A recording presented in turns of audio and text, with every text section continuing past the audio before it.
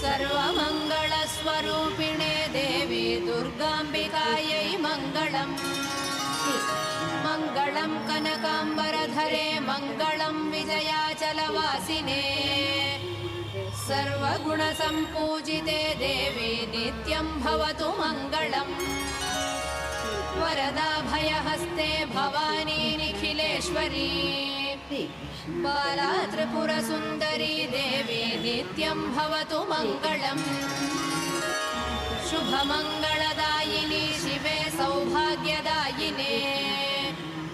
इन्द्रकीलाद्रिनिवासिने तुभ्यं देव्यस्तु मङ्गलम्। कृष्णातीरनिवासिने गौरी कोमलस्वरूपे।